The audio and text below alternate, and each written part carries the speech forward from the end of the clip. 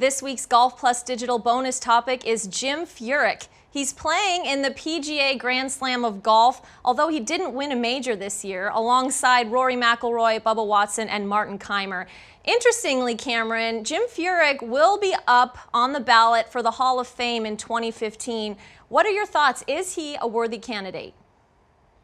I think probably you got to put Mark O'Meara in the Hall first. I mean, he's won 2 majors to Furyk's 1. That's a no-brainer to me. I think O'Meara probably should have been in before Colin Montgomery and Fred Couples as well. They probably rightfully so took a step back and reevaluated the criteria for the Hall of Fame. Furyk, I think, is iffy. Let's put it that way. I think he's gotten very close a number of times, especially in the U.S. Open, but I don't know if getting close to winning a bunch of majors is necessarily Hall of Fame worthy. I also don't know if winning $62 million on the golf course is a Hall of Fame accomplishment. There's no single one thing that jumps out at me with Furyk except for his consistency over a long, long period of time. And I don't know if that's a Hall of Fame characteristic or not. This is a difficult question because I think you can look at it 2 ways. On one hand, as Cameron said, Jim has won $62 million on the golf course. He has 16 PGA Tour wins, 4 runner-up finishes just this year, 1 major. But is that really enough? When I think of a Hall of Fame, I think that should be the pinnacle of the sport, the best of the best, very stringent requirements. But then you have Fred Couples, who got in with a similar career. So once he's in, what do you do with all the other guys that are also in the same boat?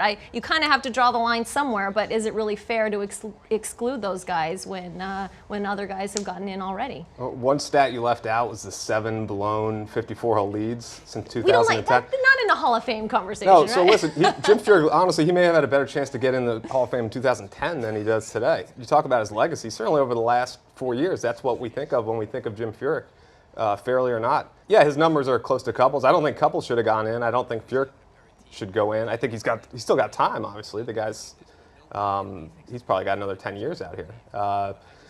But, you know, those numbers to me, 1 major and 15 wins, Couples, or 16 wins, Couples, 15 wins, 1 major. I don't know. To me, that's not Hall of Fame material. I'm going to come to Jim Furyk's defense. I can't believe it. I think that we're all a little bit too excited by style, and Furyk is as exciting as watching somebody watch paint dry.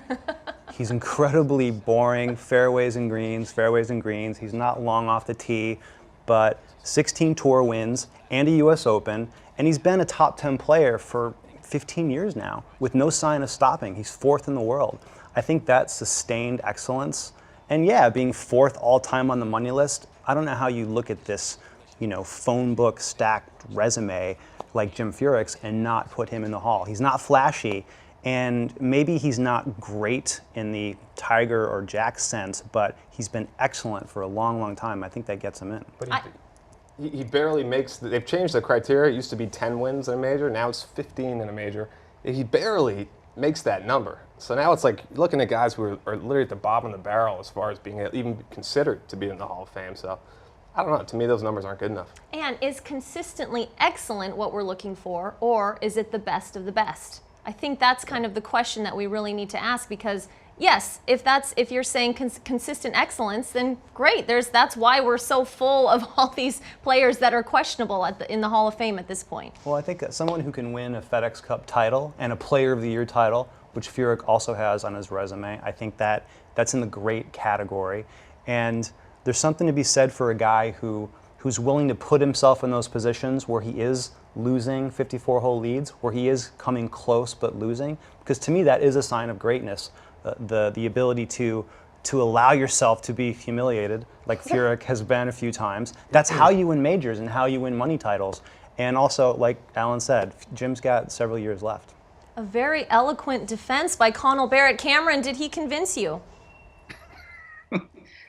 He made me laugh. That counts for something. But I think Furyk will probably end up getting in, but he's going to be one of those guys, much like the ones we've already mentioned, like Isao Aoki, like a lot of guys who are in the Hall of Fame who are not really slam dunk no-brainers and who will be debated and can be debated for all time.